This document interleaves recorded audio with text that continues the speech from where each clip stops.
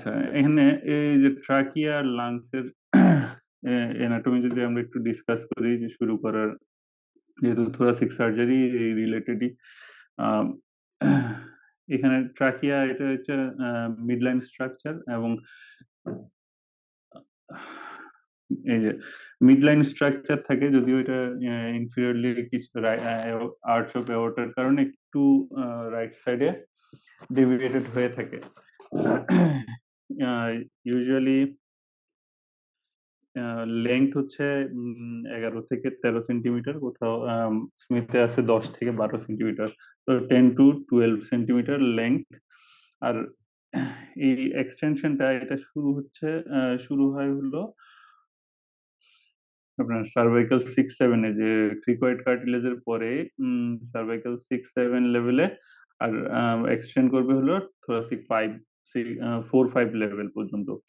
তো এই জায়গায় যে এসে এটা বাইফার্কেট করবে, এটাকে বলা হয় কারিনা। এই কারিনা এখানে এটা মিড লাইনের সাথে এঙ্গুলেশন ফর্ম করবে, এটাকে বলা হয় সাবকারিনাল অ্যাঙ্গেল। সাবকারিনাল অ্যাঙ্গেলটা এভারেজ 70 ডিগ্রি থাকে। এর মধ্যে এই যে বাইফার্কেট করলো, এটা right and left principal bronchus হিসেবে, পরবর্তীতে এটা আরো ডিভাইডেশন হইতে থাকবে। এই যে আমাদের এই থোরাসিক সার্জারিতে যে ওয়ান লাং ভেন্টিলেশনে আমাদের এক্সটেন্ড হচ্ছে এই ব্রঙ্কাস পর্যন্ত। ইউজুয়ালি ইনটিউবেট করি আমরা কোথায়, ট্রাকিয়াতে। আর এখানে আমরা লাং আইসোলেশনের জন্য স্পেসিফিক ব্রঙ্কাসে এন্ডোব্রঙ্কিয়াল টিউব দিই। তো এই জন্য এগুলো আমাদের কনসার্ন। এখানে যেমন এই রাইট এবং লেফটের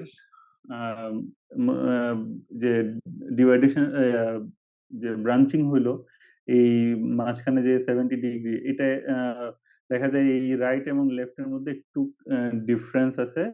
রাইট মেইন ব্রঙ্কাসটা ওয়াইডার এবং শর্টার, এবং এটা এই যে লেংথটা, লেফটটা লম্বা, রাইটটা শর্টার, এবং রাইটটাতে আপার লোব ব্রঙ্কাসের জন্য 2.5 সেন্টিমিটার ডিস্টেন্সেই হচ্ছে নতুন ব্রাঞ্চিং হয়। আর রাইট মেইন ব্রঙ্কাসটা কম্পারেটিভলি ভার্টিক্যাল, এই যে মিড লাইন থেকে কম্পারেটিভলি ভার্টিক্যাল, অ্যাঙ্গেলটা ছোট, এটা বলা হয় 25 ডিগ্রি, আর এইখানে হচ্ছে 45 ডিগ্রি। তো এই জন্য দেখা যায় ইউজুয়ালি যে ব্রঙ্কিয়াল ইন্টিউবেশন যেটা হয়, ওয়ান যে আমরা ইন্টিউবেট করার সময় অনেক সময় ইটি টিউব যে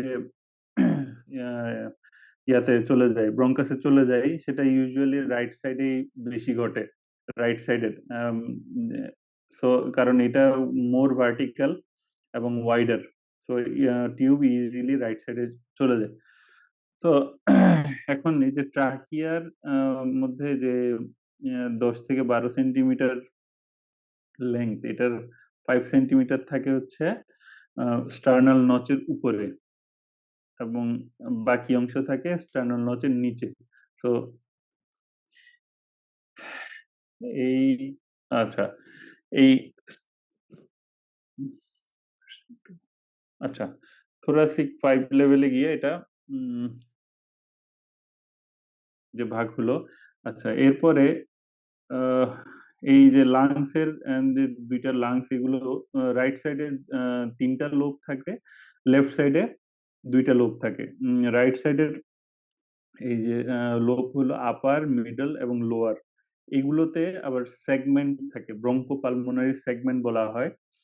এই ব্রঙ্কোপালমোনারি সেগমেন্ট গুলো হচ্ছে লাং এর যে specific area with their own blood supply এবং নিউট্রিশনাল সাপ্লাই। সো এই রাইট সাইডের লাংসে 10টা ব্রঙ্কোপালমোনারি সেগমেন্ট থাকে, এবং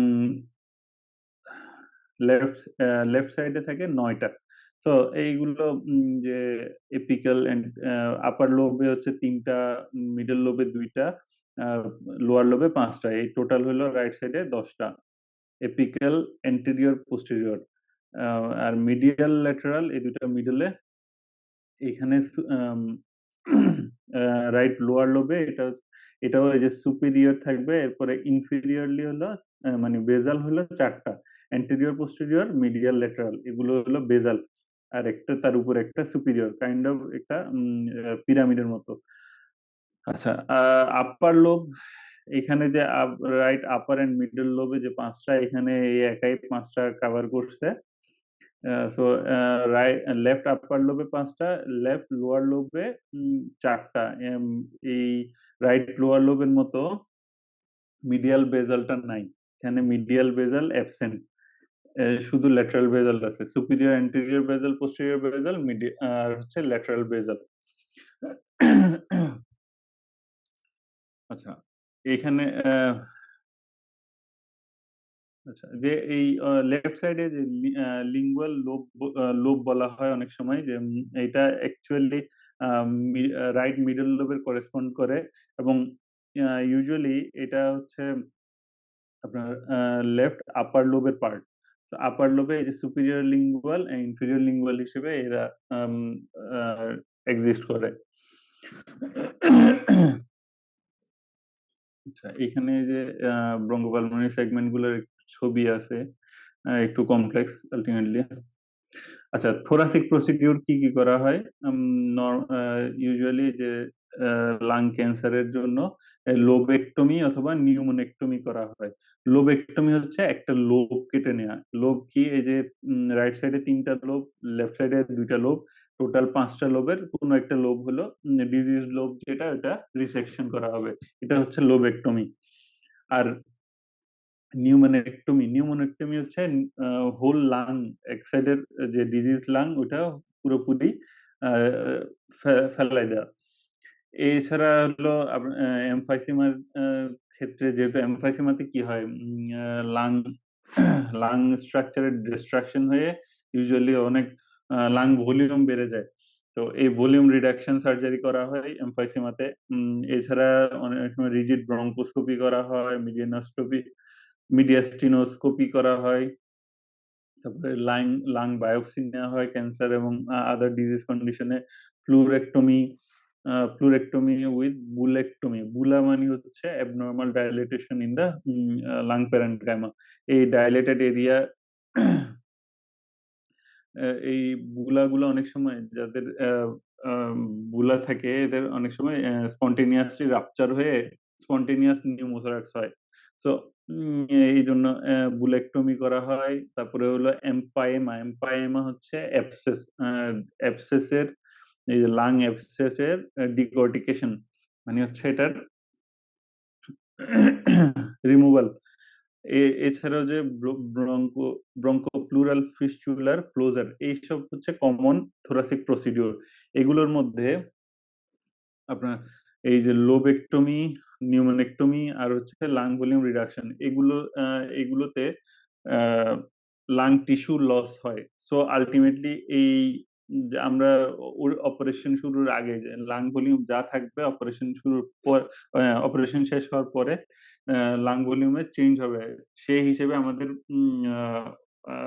অনেক কনসিডারেশন, যেমন ফ্লুইড ম্যানেজমেন্ট, এছাড়া আদার যে প্রি অপারেটিভ অ্যাসেসমেন্টও কিছুটা এগুলো এগুলো দিয়ে ইনফ্লুয়েন্স হবে। কারণ যেহেতু একটা ভলিউম লস হবে, সো আমাদের প্রি অপারেটিভ অ্যাসেসমেন্টে এই যে post operative predicted volume value change হবে।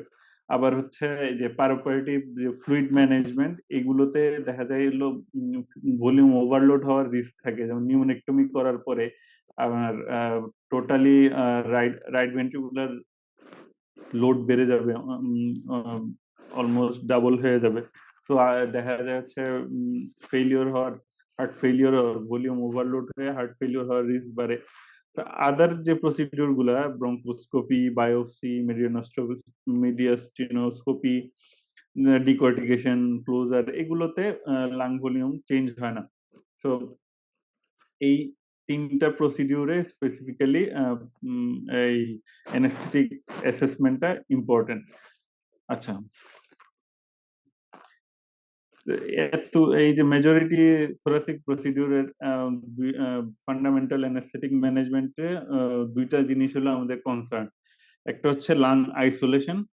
এই লাং আইসোলেশনটা কেন করা হবে? একটা ডিজিজ লাং, সেটা সেটা বাদ দিয়ে আমরা সিলেক্টিভলি ভালো লাংটা ভেন্টিলেট করব, যেন ডিজিজ লাংটাতে সার্জারি করা যায়।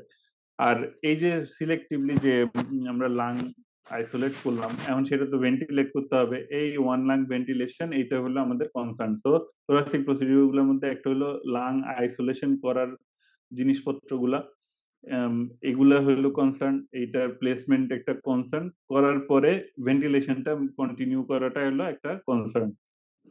এখন লাং আইসোলেশনের ইন্ডিকেশন কি কি? অ্যাবসলিউট ইন্ডিকেশন আছে কিছু, কিছু রিলেটিভ ইন্ডিকেশন আছে। অ্যাবসলিউট ইন্ডিকেশন কি?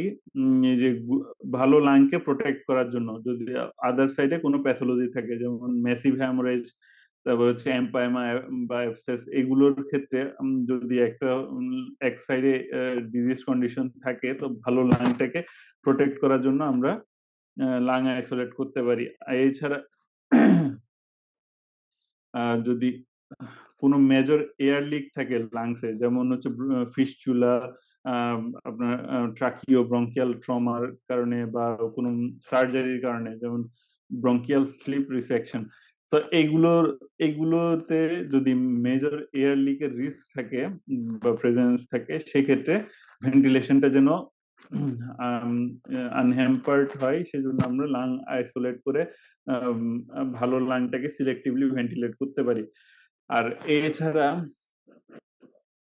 যদি আমরা হোল লাং ল্যাভেজ, যেটা হলো পালমোনারি অ্যালভিওলার প্রোটিনোসিস, এর ট্রিটমেন্ট হিসেবে হোল লাং ল্যাভেজ করা হয়। তো এই সেই ক্ষেত্রে সিলেক্টিভলি আইসোলেট করে লাংগুলো লেভেজ করা যায়। আর রিলেটিভ ইন্ডিকেশন কি? রিলেটিভ ইন্ডিকেশন হচ্ছে সার্জারি ফেসিলিটেট করার জন্য, যেমন ভিডিও অ্যাসিস্টেড থোরাকোস্কোপি, যেটা হলো অনেক সময় এটা অ্যাবসলিউট ইন্ডিকেশন, কিন্তু সব সময় যে লাং আইসোলেশন লাগে তাও না। কিছু স্পেসিফিক কন্ডিশনে এই ভিএটিএস এ, ভিডিও অ্যাসিস্টেড থোরাকোস্কোপিতে লাং আইসোলেশন লাগে, সেই ক্ষেত্রে এটা অ্যাবসলিউট ইন্ডিকেশনের মধ্যে পড়বে। আদারওয়াইজ কিছু রিলেটিভ ইন্ডিকেশনেও সিঙ্গেল লুমেন টিউব দিয়েও, মানে লাং আইসোলেশন ছাড়াও ভিএটিএস করা যায়। এরপরে হচ্ছে নিউমোনেক্টমি, লোবেক্টমি, এগুলো তারপরে হচ্ছে থোরাসিক অ্যাওর্টিক অ্যানোরিজম, এগুলোতে সব সময় সো এটা রিলেটিভ ইন্ডিকেশন, সবসময় অ্যাবসলিউট ম্যান্ডেটরি না। ইসোফেগেক্টমি, স্পাইনাল সার্জারি, এগুলোর ক্ষেত্রে এই কয়েকটা এক্সাম্পল হচ্ছে সার্জারি ফ্যাসিলিটেট করার জন্য রিলেটিভ ইন্ডিকেশন। আর স্প্লিট লাং ভেন্টিলেশন, এটা ইন্টেন্সিভ কেয়ার ইউনিটে অনেক সময় ফলো করা হয়, যে যেসব ক্ষেত্রে সিঙ্গেল ডিজিজ লাং থাকে পেশেন্টের, সেক্ষেত্রে অনেক সময় দেখা যায় দুইটা আহ, দুইটা লাংস আলাদা আলাদা প্রেসারে অপটিমাম ভেন্টিলেশন পাচ্ছে। দেখা যায় রাইট লাংয়ে যে প্রেসার, যে এয়ারওয়ে প্রেসারে ভেন্টিলেট করা যাচ্ছে, লেফট লাংয়ে হয়তো এটা হাই এয়ারওয়ে প্রেসার, হয়তো সেই ক্ষেত্রে সেই লাংয়ের জন্য এটা কম লাগবে, কম এয়ারওয়ে প্রেসার লাগবে। সেই ক্ষেত্রে আমরা লাং আইসোলেট করে দুই লাং ডিফারেন্ট ভাবে ভেন্টিলেট করতে পারি, এটাকে বলা হয় স্প্লিট লাং ভেন্টিলেশন। আচ্ছা, এখন এই যে ইকুইপমেন্ট গুলো লাং আইসোলেশনের জন্য কি কি ইকুইপমেন্ট ইউজ করা হয়, তিনটা জিনিস। একটা হচ্ছে ডাবল লুমেন টিউব, যেটা আরেক সংক্ষেপে বলা হয় ডিএলটি, আছে ব্রঙ্কিয়াল ব্লকার, আর হচ্ছে সিঙ্গেল লুমেন টিউব ইউজ করা হয় ডাবল লুমেনের বদলে। সিঙ্গেল লুমেন টিউবটা অনেক সময় এই ব্রঙ্কিয়াল ব্লকারের সাথে একসাথে ইউজ করা হয়। আচ্ছা, এই ডাবল লুমেন টিউবের মধ্যে আছে হচ্ছে প্লেন ডাবল লুমেন টিউব, এছাড়া আছে VivaSight double lumen tube, ইকম ডাবল লুমেন টিউব। তো এই প্লেন ডাবল লুমেন টিউবটাতে আলাদা কোনো জিনিসপত্র নেই। এই ভিভা সাইড যেটা, এটাতে হচ্ছে অনেক ইন্টিগ্রেটেড ক্যামেরা থাকে, তো ইনটিউবেশনটা ফাইবার অপটিক ইনটিউবেশনের মতোই কাজ করে।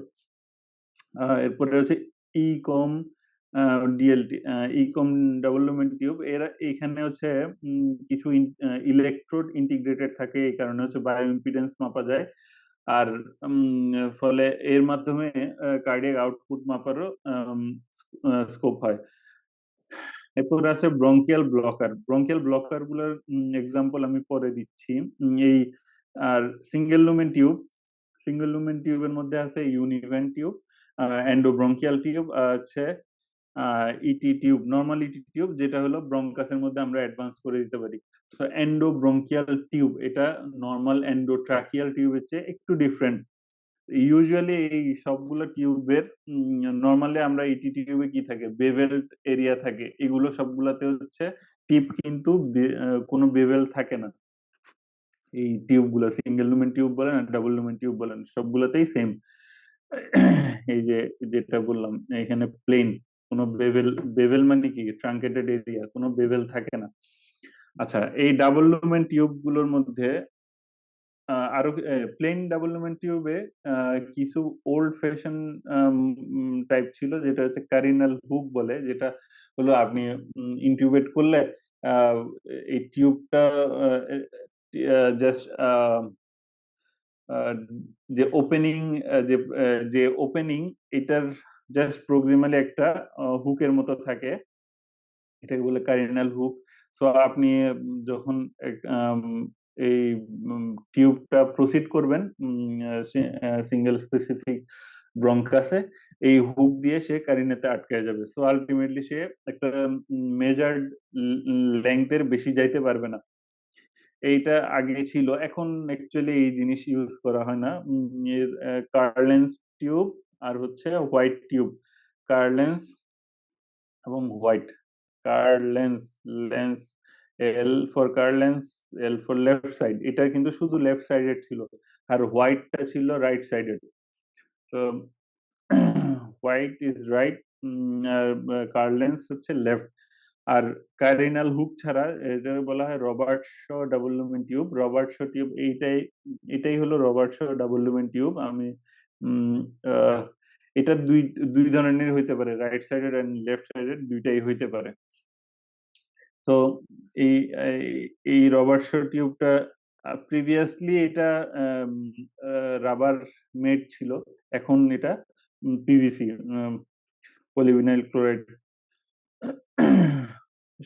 সব ইজি টিউবই এখন পিভিসি দিয়ে তৈরি। আচ্ছা, এই দুইটা সাইড আছে, রাইট সাইডের লেফট সাইডের দুই টাইপের হইতে পারে, দুইটা লুমেন আছে। এই দুইটা লুমেনের প্রত্যেকটা একটা ট্রাকিয়াল লুমেন বলা হয়, আর একটা হলো ব্রঙ্কিয়াল লুমেন। তো এই ট্রাকিয়াল লুমেনের ব্রঙ্কিয়াল লুমেনের জন্য দুইটা কানেক্টরও আছে। ব্লুটা ইউজুয়ালি ব্রঙ্কিয়াল। আচ্ছা, আর এই দুইটা কালার, এই যে ব্লু কালার আর প্লেন ক্লিয়ার। এরপরে কার্ভ আছে, এন্টেরিয়র কার্ভ আর ল্যাটারাল কার্ভ। এইটা হচ্ছে এন্টেরিয়র কার্ভ, আর এইখানে হচ্ছে ল্যাটারাল কার্ভ। ল্যাটারাল কার্ভটা দিয়ে হচ্ছে সে স্পেসিফিক ব্রঙ্কাসে এন্টার করবে। আর এই যে অ্যান্টেরিয়র কার্ভটা থাকে হচ্ছে গ্লটিসের লেভেলে। আর দুইটা কাফ থাকবে, যেহেতু আমরা সিল করব, সো দুইটা কাফ, একটা হচ্ছে ব্রঙ্কিয়াল লুমেনে, একটা থাকবে হচ্ছে ট্রাকিয়াল লুমেনে। সো এই ট্রাকিয়াল লুমেনের কাফটা কম্পারেটিভলি বড়, ব্রঙ্কিয়াল লুমেনের কাফটা ছোট। এবং ব্রঙ্কিয়াল লুমেনের কাফটা সাইডের উপর ডিপেন্ড করে দুই রকম হয়। একটা হচ্ছে কমপ্লিট, কোনো ওপেনিং ছাড়া, মারফিস আই নাই। আর একটা হচ্ছে এই যে এইখানের এই পুরো এই কাফের মাঝখান দিয়ে একটা মারফিস আই আছে, এটা হলো রাইট সাইডের। যেহেতু রাইট সাইডে আপার লোব ব্রঙ্কাসের জন্য আমাদের ভেন্টিলেশন এনশিওর করার জন্য একটা ওপেনিং দরকার, এই জন্য রাইট সাইডের টিউবে একটা মারফিস আই রাখা হয়, এটা দিয়ে হচ্ছে আপার লোব ব্রঙ্কাস ভেন্টিলেটেড হবে। আর লেফট সাইডে যেহেতু এই ইস্যুটা নাই এবং লেফট সাইডের লেংথ আরো লম্বা, সো আলটিমেটলি এই কাফটা আনইন্টারাপ্টেড। তো সো এখানে তাহলে ডাবল লুমেন, যেহেতু দুইটা লুমেন, দুইটা কাপ, দুইটা কানেক্টর, দুইটা পাইলট বেলুন, সবকিছু দুইটা দুইটা। এবং এই দুইটা হচ্ছে ওয়াই কানেক্টর দিয়ে কানেক্টেড হবে এই ব্রিদিং সার্কিটের সাথে, কারণ আমাদের ব্রিদিং সার্কিটে একটাই আউটপুট থাকে। তো ওয়াই কানেক্টর দিয়ে এই দুইটা কানেক্ট করা হয়। এবং যখন বোথ লাং ভেন্টিলেট করা হয় তখন হচ্ছে দুইটাই কানেক্টেড থাকে। আর যখন সিঙ্গেল লাং ভেন্টিলেট করা হবে তখন হচ্ছে এই যেই যেই লুমেনটা আমরা অক্লুড করব ওটা ক্ল্যাম্প দিয়ে আটকে ওই আহ, এখানে একটা পোর্ট থাকে, এই পোর্টটা খুলে দেওয়া হয়, তাহলে হচ্ছে ওই ওই সাইডের লাংটা ডিফ্লেক্ট হয়ে যায়। আচ্ছা, এই ডাবল লুমেন টিউব প্লেসমেন্টের জন্য দুইটা টেকনিক আছে। একটা হচ্ছে ব্লাইন্ড মেথড, আর আর হচ্ছে আচ্ছা, এইখানে একটা সাইজের ব্যাপার আছে। এই এই ডাবল লুমেন টিউব গুলো আপনার 35, 37, 39, 41 এফ, এটাকে বলা হয় ফ্রেঞ্চ স্কেল। এইগুলো হচ্ছে কমন সাইজ। এবং ফিমেলের ক্ষেত্রে ইউজুয়ালি এই ফিমেলের ক্ষেত্রে 37, মেল অ্যাডাল্ট মেলের ক্ষেত্রে 39 সুটেবল। আচ্ছা, এই ফ্রেঞ্চ জিনিসটা কি? ফ্রেঞ্চ হলো, এটা হলো আউটার ডায়ামিটারটা সিগনিফাই করে, আউটার ডায়ামিটার। এবং এই ফ্রেঞ্চ হচ্ছে one French equals to 0.33 millimetre, অর্থাৎ 1 millimetre equals to 3 French. So আপনি যখন এই যে 39 ফ্রেঞ্চ নিচ্ছেন, তার মানে হচ্ছে এটার আউটার ডায়ামিটার হলো 13 মিলিমিটার। এটাকে 3 দিয়ে গুণ করলে ফ্রেঞ্চ নাম্বারটা পাওয়া যায়। তো আপনি যখন 35 নিচ্ছেন, এটা মানে হলো 11.66। সো এইটা এটা তাহলে ফ্রেঞ্চ জিনিসটা হচ্ছে মিলিমিটারের 1/3, এবং এটা আউটার ডায়ামিটারের সাথে রিলেটেড, ইনার ডায়ামিটারের সাথে না। আচ্ছা, এই যে ব্লাইন্ড মেথড আর হলো ডিরেক্ট ভিশন টেকনিক, দুইভাবেই ইন্টিগ্রেট করা যায়। একটা হলো ব্রঙ্কোস্কোপিক গাইডেন্স, আর একটা হলো ব্লাইন্ড মেথড হচ্ছে ডিরেক্ট লেরিঙ্গোস্কোপি দিয়ে। আপনি ফার্স্টে ইন্টিগ্রেট করলেন এই যে ডাবল লুমেন টিউবটা ডিরেক্ট লেরিঙ্গোস্কোপি দিয়ে, যখন হলো এন্ডোব্রঙ্কিয়াল কাফ, এই যে ব্রঙ্কিয়াল কাফ যেটা, এই ব্রঙ্কিয়াল কাফ যখন গ্লটিস ক্রস করবে, বোকাল কর্ড ক্রস করবে, আপনি তখন এটা 90 ডিগ্রি কাউন্টার ক্লকওয়াইজ ঘুরাবেন। যদি এটা লেফট সাইডেড হয়, রাইট সাইডেড হলে ক্লকওয়াইজ ঘুরাইতে হবে। সো যে যে পাশের টিউব ওইভাবে 90 ডিগ্রি ঘুরাইতে হবে। তো ফার্স্টে আপনি নর্মাল টিউবের মতোই পাস করাবেন। এই যে ভোকাল কর্ড পাস করার পরে এন্ডোব্রঙ্কিয়াল কাফটা যখন ভোকাল কর্ড পাস করবে, আপনি এটা টিউবটা ওই যে যে পাশের ব্রঙ্কাসে আপনি রিপ্লেসমেন্ট করতে যাচ্ছেন, ও পাশে 90 ডিগ্রি রোটেট করতে হবে। আর এই যে এই গ্লটিস দিয়ে যখন পাস করবে তখন কোনো রেজিস্ট্যান্স থাকা উচিত না। সেক্ষেত্রে যদি রেজিস্ট্যান্স হয়, সেক্ষেত্রে ছোট সাইজের টিউব নিতে হবে, আদারওয়াইজ ভোকাল কর্ড ড্যামেজের রিস্ক আছে। আচ্ছা, এই যে এখন প্লেসমেন্ট তো করলেন, কনফার্ম করবেন কিভাবে? ফার্স্টে আপনি চেক করতে হবে এটা ট্রাকিয়াতে গেছে কিনা, এই জন্য হলো ক্যাপনোগ্রাফ দেখতে হবে। এরপরে হলো বাইল্যাটারাল ভেন্টিলেশন দেখবেন। যদি আপনি কনফার্ম হলেন যে এটা ট্রাকিয়াতে প্লেসমেন্ট আছে, তো আপনি এখন বাইল্যাটারাল ভেন্টিলেশন করবেন। ট্রাকিয়াল কাফটা ইনফ্লেট করবেন, শুধুমাত্র ট্রাকিয়াল কাফটা ইনফ্লেট করলেন। এখন এই ব্রঙ্কিয়াল কাফ কিন্তু ইনফ্লেট করেন নাই। তো এইটা যখন ইনফ্লেট করলেন তখন সে দুই পাশেই ভেন্টিলেট করতেছে। আলটিমেটলি এই দুইটা টিউব দিয়ে আপনি দুই পাশে ভেন্টিলেট করতে পারতেছেন। এটা এই পাশ দিয়েও আসতেছে। তো যখন এই সময় আপনি অসকালটেট করে নেবেন, বাইলেটারাল ভেন্টিলেশন হচ্ছে কিনা অসকালটেট করতে হবে। তো ট্রাকিয়াল কাফটা আমরা ইনফ্লেট করে বোথ লাং ভেন্টিলেট করলাম, এটা হলো ফার্স্ট স্টেপ। তারপরে সেকেন্ড স্টেপে গিয়ে আমরা ট্রাকিয়াল লুমেনটা অক্লুড করে দিলাম। এই ট্রাকিয়াল লুমেনটা ক্ল্যাম্প করে দিছি। ক্ল্যাম্প করে পোর্টটাও খুলে দিছি, এই যে এয়ার লিক হয়ে যাচ্ছে। তো যখন এখন হচ্ছে আপনি এটা দিয়ে যেহেতু ভেন্টিলেট হচ্ছে, আলটিমেটলি এই পাশেও একটু একটু ভেন্টিলেশন হবে। তো আপনি এই ব্রঙ্কিয়াল কাপটা ইনফ্লেট করবেন এখন। এই ব্রঙ্কিয়াল কাপ ইনফ্লেট করার পরে এই অস্কালটেট করতে হবে। তাতে যদি ব্রঙ্কিয়াল কাপটা এই যে অস্কালটেট করে ইউনিল্যাটারাল ভেন্টিলেশন, অর্থাৎ এই যে আপনি যে পাশে প্লেস করছেন ব্রঙ্কিয়াল কাপটা, যে পাশে ওই পাশে ভেন্টিলেশন হচ্ছে কিনা এবং আদার সাইডে ভেন্টিলেশন অ্যাবসেন্ট কিনা এটা কনফার্ম করলেন, তাহলে এটা গেল হলো আপনার এই ব্রঙ্কাসের প্লেসমেন্টটা। আর ট্রাকিয়াল লুমেনটাও আপনি সেম স্টেপে চেক করে নিতে পারেন। আহ, এটা যেহেতু এখন সিল্ড, এখন এই পাশে আপনি ক্ল্যাম্প করবেন সেম ওয়েতে, সরি,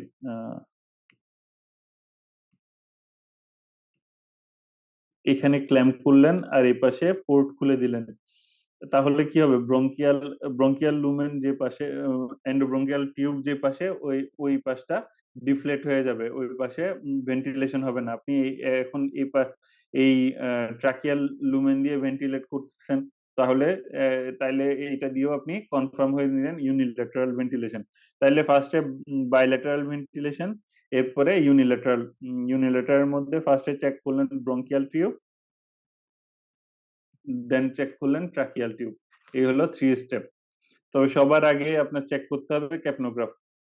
সো টিউব কনফার্মেশন কেমনে করবেন, ফার্স্টে ক্যাপনোগ্রাফ দিয়ে ট্রাকিয়াল প্লেসমেন্ট কনফার্ম করবেন, এরপরে দুই পাশে লাং আইসোলেট করা যাচ্ছে কিনা ওইটা চেক করা হবে। আচ্ছা, এই স্টিল এখানে এটা গেল হচ্ছে অস্কালটেশনের মাধ্যমে। আর আরেকটা যেটা হচ্ছে আহ, আপনার মোর কনফার্মেটরি, সেটা হচ্ছে ব্রঙ্কোস্কোপির মাধ্যমে। ব্রঙ্কোস্কোপি গাইডেড আপনি প্লেসমেন্ট চেক করতে পারেন, স্পেশালি রাইট সাইডে। কারণ রাইট সাইডে সবসময় যে আম, আপনার আপার লোব ব্রঙ্কাসটা স্পেয়ার হয়েছে কিনা এটা বোঝা যায় না।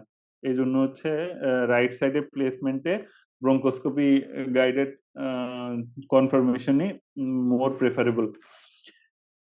এই ক্ষেত্রে আমরা ইউজুয়ালি ন্যারো ডায়ামিটারের ব্রঙ্কোস্কোপি ইউজ করে, usually less than 4 mm diameter.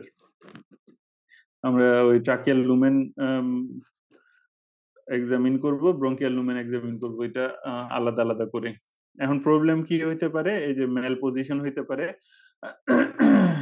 এটা এই মেল পজিশনটা ইনকিউবেশনের সময়ও হইতে পারে, পেশেন্টের পজিশনিং এর সময়ও হইতে পারে। যেহেতু আপনার ল্যাটারাল পজিশনিং করা হয়, এই ল্যাটারাল পজিশনিং এর সময় অনেক সময় টিউবটা, ব্রঙ্কিয়াল কাফটা বের হয়ে চলে আসতে পারে। সো এটার আরেকটা কারণ হচ্ছে, তাহলে একটা হলো মেল পজিশন হইতে পারে, হচ্ছে একটা হলো পেশেন্ট পজিশন, আর একটা হলো ওভার ইনফ্লেশন অফ ব্রঙ্কিয়াল কাফের ওভার ইনফ্লেশন। এটার কারণে হচ্ছে বের হয়ে চলে আসতে পারে ওই ব্রঙ্কাস থেকে। এছাড়া আর কি কি প্রবলেম হইতে পারে, ইনজুরি হইতে পারে, সাবমিউকোজাল হ্যামোরেজ হইতে পারে, সব এয়ারওয়ে ট্রমা রিলেটেড সব। এরপরে হচ্ছে গ্লটিক এরিয়াতে ফাইব্রোসিস হইতে পারে যদি আমি টু মাচ এয়ারওয়ে প্রেসার দিই, এবং লম্বা টাইম যদি টিউবটা থাকে। এছাড়া হলো অ্যাসপিরেশন হয়ে যেতে পারে, নিউমোথোরাক্স হতে পারে যদি আমি too much airway pressure provide করি। আচ্ছা, এবার এই গেল, এতক্ষণ গেলে এগুলো ডাবল লুমেন টিউব। এবার হলো ব্রঙ্কিয়াল ব্লকার। এটা ডাবল লুমেন টিউবের অল্টারনেটিভ। ইউজুয়ালি ডাবল লুমেন টিউবের বদলে এটা প্রেফার করা হয় কিছু স্পেসিফিক সিচুয়েশনে। ইউজুয়ালি ডাবল লুমেন টিউবটাই মোর প্রেফারেবল।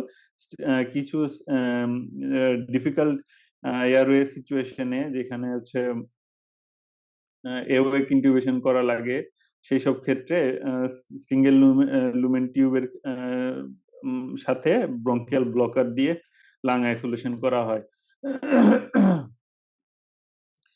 এক্সাম্পল আছে Arndt blocker, Cohen blocker, Fuji Uniblocker, EZ blocker. তো ইজি ব্লকারটা হচ্ছে দুই সাইডেই একটা আম, আহ, এটা ওয়াই এর মতো, সে ভিতরে গিয়ে দুই দুই সাইডেই কারিনাতে দুই ব্রঙ্কাসে সে এন্টার করবে। তো আপনি চাইলে সিলেক্টিভলি আলাদা আলাদা করে ইনফ্লেট করতে পারবেন। এখানে এটা ছবি অ্যাড করা হয়নি। আচ্ছা, এইটা হলো ইজি ব্লকার। সো দুইটা ডিস্টাল লিম্ব থাকবে, যেখানে ব্লকার বেলুন থাকবে। সো আপনি আলাদা আলাদা করে দুইটাই ইনফ্লেট করতে পারবেন। যে যেটা ইচ্ছা ওইটাই আইসোলেট করতে পারবেন। এই ফুজি হচ্ছে রাইট সাইডেড, আর কোহেন হচ্ছে লেফট সাইডেড। এই দুইটা হলো ওই কোহেন এন্ড ক্যালেন্স। আমরা যে ডাবল লুমেন টিউবের ক্ষেত্রে কয়েকটা নাম পড়ছিলাম, এই যে কার্লেন্স, সরি সরি কার্লেন্স আর হচ্ছে কোহেন্স, এগুলো হলো লেফট সাইডেড। আর হোয়াইট ডাবল লুমেন টিউব আর এখানে হচ্ছে ফুজি ইউনিব্লকার, এরা হলো রাইট সাইডেড। এইটা হচ্ছে আর্নডেড ডিজাইন। আর এটা হলো কোহেন, এবং আর এটা হচ্ছে ফুজি ইউনিব্লকার। এই ব্রঙ্কিয়াল ব্লকারটা প্লেসমেন্ট করার জন্য ইউজুয়ালি হচ্ছে আমাদের ন্যারো ফাইবার অপটিক ব্রঙ্কোস্কোপ লাগে। এটা সিঙ্গেল লুমেন টিউবের মধ্যে দিয়েও পাস করানো যায়, অনেক সময় সিঙ্গেল লুমেন টিউবের বাইরে দিয়েও পাস করানো হয়। তো ইউজুয়ালি এটাই more preferable through the single lumen tube. এই সময় অ্যাডিকুয়েট লুব্রিকেশন করে এটা টিউবের মধ্যে দিয়ে পাস করা হবে। এই পজিশনটা, সো এই ডাবল লুমেন টিউবে যেরকম মেল পজিশনের রিস্ক আছে, পেশেন্টের পজিশন চেঞ্জের সাথে ব্রঙ্কিয়াল ব্লকারও সেম রিস্ক ক্যারি করে। সো পজিশন চেঞ্জের পরে, পেশেন্ট পজিশনের পরে আমাদের এটা ব্রঙ্কিয়াল ব্লকারটা চেক করতে হবে এই ফাইবার অপটিক ব্রঙ্কোস্কোপ দিয়ে। কারণ এরা ডাবল লুমেন টিউবের চেয়েও ইজিলি বের হয়ে চলে আসে। আর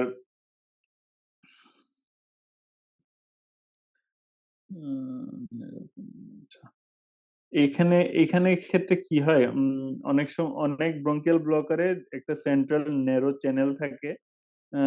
এই যে ন্যারো চ্যানেল দিয়ে এয়ার বের হয়ে চলে আসে স্লোলি, ওই লাংটা কলাপস করে। আবার অনেক ব্রঙ্কাসে কোনো চ্যানেল থাকে না, সে হচ্ছে জাস্ট ট্র্যাপ, এই গ্যাসটা অ্যাবজর্ব হয়ে, যেহেতু আমরা ফ্রি অক্সিজেনেশন করতেছি, অক্সিজেন দিব 100%। তো ডিনাইট্রোজেনেশনের কারণে আলটিমেটলি লাংসে এফআরসিটা মোরলেস অক্সিজেন দিয়ে ফুলফিল থাকে, এটা স্লোলি অ্যাবজর্ব হয়ে যায়। তো ব্রঙ্কিয়াল ব্লকার ইউজ করলে আমাদের একটু সময় লাগবে।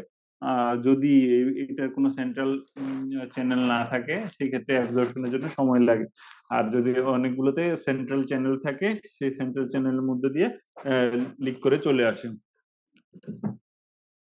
আচ্ছা, এই যে এন্ডোব্রঙ্কিয়াল টিউব, আমরা যে সিঙ্গেল লুমেন টিউব বলছিলাম, এই যে ইউনিভেন টিউবটা হচ্ছে single lumen tube with bronchial blocker. তো এটা আহ, দুইটাই একসাথে ইন্টিগ্রেটেড থাকবে। আর এন্ডোব্রঙ্কিয়াল টিউব যেটা বললাম, সেটা নর্মাল ইটি টিউবের মতোই, কিন্তু এটার লেংথ কম্পারেটিভলি বেশি। এটা লম্বা, এবং এই যে ছোট্ট কাফ থাকবে, এবং মাথায় কোনো বেভেল নাই। এই তাহলে এটার ডিফারেন্স কি? ছোট কাফ, লেংথ কম্পারেটিভলি বড়, আর হচ্ছে কোনো বেভেল থাকবে না। এটা এন্ডোট্রাকিয়াল টিউব হিসেবে ইউজ করা যায়। আবার এটা প্রসিড করায় দিলে মেইন স্টেম ব্রঙ্কাসে এন্ডোব্রঙ্কিয়াল টিউব হিসেবে ইউজ করা যাবে। কিভাবে প্রসিড করাবে? ফাইবার অপটিক গাইডেন্সে ইউজুয়ালি। তো তখন এটা লাং আইসোলেশনে, আমাদের যে যে লাংটা ভেন্টিলেট করতে হবে ওই লাইনে আমরা প্রসিড করাই দিব। তো সিলেক্টিভ, মানে গুড লাং যেটা, অপারেটিভ লাং না, গুড লাংয়ে আমরা এন্ডোব্রঙ্কিয়াল টিউবটা প্রসিড করাবো। আর এটা কোনো কোনো কন্ডিশনে এটা অ্যাডভান্টেজ দেয়, যেমন হচ্ছে যেসব পেশেন্টের ক্ষেত্রে আমাদের পোস্ট অপারেটিভ ভেন্টিলেশন জরুরি, সেই সব পেশেন্টের ক্ষেত্রে আমরা এই টিউব ইউজ করে পরবর্তীতে আমরা পোস্ট অপারেটিভ ভেন্টিলেশন কন্টিনিউ করতে পারি। কারণ ডাবল লুমেন টিউব টলারেট করা অ্যাওয়েক পেশেন্টের জন্য কঠিন, যেটা হলো এক্সটিউবেশনের সময় পেশেন্টের জন্য খুব স্ট্রেসফুল হতে পারে। তো আমরা এই টিউব আমরা পরবর্তীতে ইউজ করতে পারি পোস্ট অপারেটিভ ভেন্টিলেশনের জন্য। এখন প্রি অ্যানেস্থেটিক অ্যাসেসমেন্টে কি পারপাস কি, এই হায়ার রিস্ক আমাদের আইডেন্টিফাই করা, আর পেরি অপারেটিভ ম্যানেজমেন্টটা আমরা স্ট্রেটিফাই করব, এবং যে অ্যাভেলেবল রিসোর্স আছে এইগুলো দিয়ে পেশেন্টের জন্য বেটার আউটকাম টার্গেট করব।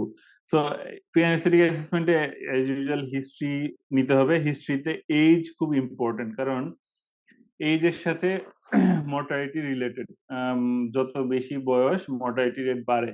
এবং এছাড়া সাইড একটা ইম্পর্টেন্ট জিনিস, রাইট সাইডের নিউনেক্টমিতে মর্টালিটি রেটও বেশি, কিন্তু এইজ একটা ইম্পর্টেন্ট ফ্যাক্টর। সো হিস্ট্রিতে প্রাইমারি ডিজিজের কোন কোন সাইডে আমরা অপারেশন করব, এবং কি কি ইস্যু, এইটা লাং ক্যান্সার, এমফাইসেমা, এমপাইমা, ফিস্টুলা, অনেক কিছুই হইতে পারে।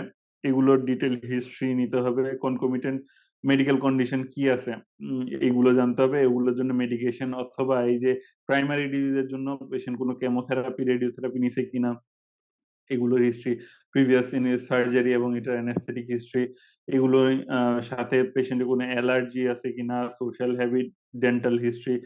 তো এগুলো হচ্ছে মোরলেস সব সব প্রি অ্যানেস্থেটিক অ্যাসেসমেন্টেই জরুরি। তবে এখানে এজটা ইম্পর্টেন্ট জিনিস, এবং এগুলো স্পেসিফিক ইম্পর্টেন্স সার্টেন ইস্যুর কারণে। প্রাইমারি ডিজিজটা যদি মোস্টলি ক্যান্সার হয়, সেক্ষেত্রে এই যে ক্যান্সারের জন্য কেমোথেরাপি পাইছে কিনা, যেমন কেমোথেরাপি এখানে ইম্পর্টেন্ট কেন, কেমোথেরাপি যেমন ব্লিওমাইসিন ইউজ করা হয় লিম্ফোমাতে। এই ব্লিওমাইসিনের একটা সাইড ইফেক্ট হচ্ছে সে পালমোনারি ফাইব্রোসিস করে। সো আমার এটা আমার এই হিস্ট্রি থেকে আমার এই ব্যাপারে কনসার্ন রাইজ করবে ডেফিনেটলি। আচ্ছা, এক্সামিনেশন আমরা রিলেভেন্ট সিস্টেম এক্সামিনেশন সাথে এয়ারওয়ে অ্যাসেসমেন্ট। আচ্ছা, ফাংশনাল ক্যাপাসিটি গুলো অ্যাসেস করব। এটার মধ্যে আছে রেসপিরেটরি সিস্টেম আছে, আর হলো কার্ডিয়াক। এছাড়া আরো কিছু স্কোরিং আছে, এই যে থোরাকো স্কোর আছে, এরপরে ইসিওজি স্কোরিং, ফাংশনাল ক্যাপাসিটি স্কোরিং আছে, এগুলো। সো প্রি অ্যানেস্থেটিক অ্যাসেসমেন্টে আমরা হিস্ট্রি নিব, এক্সামিনেশন করব, আর ফাংশনাল ক্যাপাসিটি অ্যাসেসমেন্ট করব, আর থোরাকো স্কোর ক্যালকুলেশন, যদিও এটা খুব কমপ্লেক্স জিনিস, এটা জাস্ট মেনশন করা যদি পরীক্ষায় আসে। প্রাইমারি ডিজিজ গুলোর মধ্যে আমাদের পালমোনারি সিমটম আর এক্সট্রা পালমোনারি সিমটম, এগুলো ডিটেল হিস্ট্রি নিব। লাং ক্যান্সারের ক্ষেত্রে আমাদের 4M মাথায় রাখতে হবে, যেমন মাস ইফেক্ট।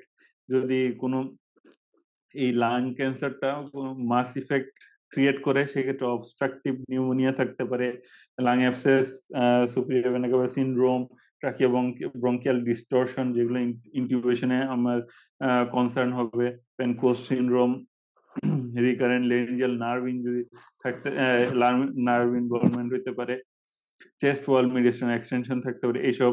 এছাড়া মেটাবলিক ইফেক্ট ক্রিয়েট করতে পারে, যেটা প্রি অপারেটিভ অপটিমাইজেশন লাগতে পারে, ল্যাম্বার্ট ইটন মায়াস্থেনিক সিনড্রোম, যে তারপরে হলো হাইপারক্যালসিমিয়া, হাইপোনেট্রিমিয়া, কুশিং সিনড্রোম, এইসব ইস্যু, কোনো মেটাস্টেসিস, মেডিকেশন হিস্ট্রি। তো এই 4M গুলো আমাদের হিস্ট্রিতে ইম্পর্টেন্ট। এই যে ব্লিওমাইসিন, মাইটোমাইসিন, এগুলো পালমোনারি টক্সিসিটি করে, ডক্সোরুবিসিন কার্ডিয়াক টক্সিসিটি করে, কার্ডিয়াক ডিজিজ থাকতে পারে, এই জন্য রেনাল টক্সিসিটি করে সিসপ্লাটিন দিয়ে।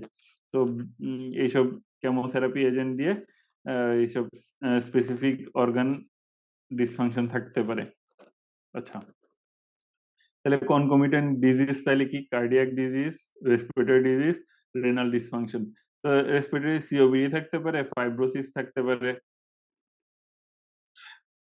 কার্ডিয়াক ডিজিজে ইসকিমিয়া, অ্যারিথমিয়া, রিসেন্ট এমআই এর হিস্ট্রি থাকতে পারে। তো অপটিমাইজেশন কেমনে করবে?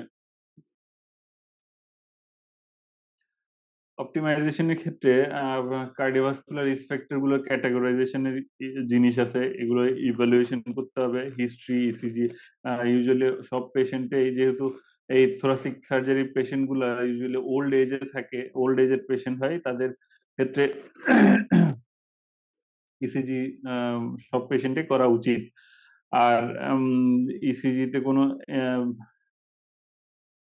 ইস্যু যদি থাকে তাহলে সেক্ষেত্রে আমরা ইকো এবং এক্সারসাইজ টেস্টিং এ যাব। এবং এগুলো যদি হলো প্রবলেমেটিক থাকে সেক্ষেত্রে আমরা করোনারি অ্যাঞ্জিওগ্রাম এর কনসার্ন আসবে।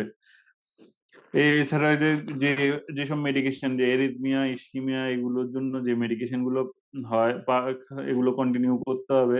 আর এই তাহলে ইসিজি, ইকো, এক্সারসাইজ টেস্টিং, এগুলো এগুলোতে যদি এগুলো হলো নন ইনভেসিভ। আর যদি এগুলোতে কোনো রিলায়েবল আউট রিপোর্ট না থাকে, আমরা করোনারি এনজিওগ্রামে যাব। আর সবকিছু যদি এখন কিছু কিছু কন্ডিশনে কার্ডিওলজিস্ট ইভালুয়েশন লাগবে। আর হিস্ট্রির মধ্যে রিসেন্ট এমআই থাকে 4 থেকে 6 সপ্তাহের মধ্যে আমরা রুটিন সার্জারি অ্যাভয়েড করব। আর যদি স্ট্যান্টিং করা থাকে, সেক্ষেত্রে স্ট্যান্ডিং যেহেতু 2 রকম হয়, বেয়ার মেটাল স্ট্যান্ড আর হচ্ছে ড্রাগ ইলুটিং স্ট্যান্ড, বিএমএস এবং ডিইএস। বিএমএস এর ক্ষেত্রে আমরা 4 থেকে 6 সপ্তাহ ওয়েট করলেই হবে, এরপরে আমরা প্রসিড করতে পারবো। আর যেহেতু এই টাইমটাতে আমাদের ডুয়েল অ্যান্টিপ্লেটলেট লাগে, পরবর্তীতে আমরা সিঙ্গেল অ্যান্টিপ্লেটলেটে যেতে পারি। সেক্ষেত্রে অ্যাসপিরিন কন্টিনিউ করে আমরা সার্জারি ক্যারি অন করতে পারবো। আর এই 4 থেকে 6 সপ্তাহ টাইমটাতে ডুয়েল অ্যান্টিপ্লেটলেট অর্থাৎ ক্লোপিডোগ্রেল বা প্রাসুগ্রেল এগুলো দিতে হয়। তো এইগুলোর জন্য আমাদের অপারেশন কন্টিনিউ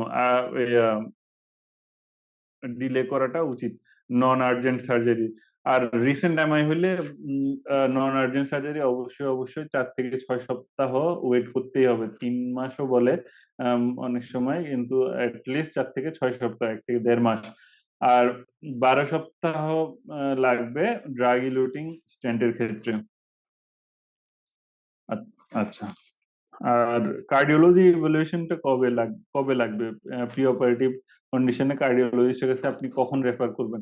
যদি লাস্ট 6 মান্থের মধ্যে কোনো এমআই থাকে, এমআই ইন 6 মান্থ, কোনো আনস্টেবল এনজাইনা থাকে পেশেন্টের সিভিয়ার কনজেস্টিভ কার্ডিয়াক ফেলিওর, আর কোনো পালপিটেশন অ্যাসোসিয়েটেড কোনো সিনকোপাল এপিসোড যদি থাকে, তারপর সিগনিফিকেন্ট এরিথমিয়া যদি থাকে, আর নিউলি ডায়াগনোসড মারমার, এই কয়টা কন্ডিশনে আপনি কার্ডিও সরি কার্ডিওলজিস্ট ইভালুয়েশন লাগবে। তাহলে recent MI, unstable angina, severe heart failure, কোন syncope due to palpitation, related with palpitation, আর পরে হচ্ছে সিগনিফিকেন্ট এরিথমিয়া, আর হলো নিউলি ডায়াগনোসড মারমার। এরপরে রেসপিরেটরি ডিজিজের ক্ষেত্রে সিওপিডি, ফাইব্রোসিস, এগুলোর ক্ষেত্রে আমাদের রেসপিরেটরি ফাংশন টেস্ট করি, pulmonary function test, PFT, usually যে পি FEV1, FEV1টাই মেইন আমাদের ইম্পর্টেন্ট জিনিস এখানে। আর আর ডিফিউশন ক্যাপাসিটি, ডিএলসিও, এগুলো দেখা হয়। আচ্ছা। আর chest X ray, CT scan, এগুলোর ইম্পর্টেন্স হলো আপনার এগুলো দিয়ে আপনার কোনো পালমোনারি কম্প্রেশন আছে কিনা বোঝা যায়।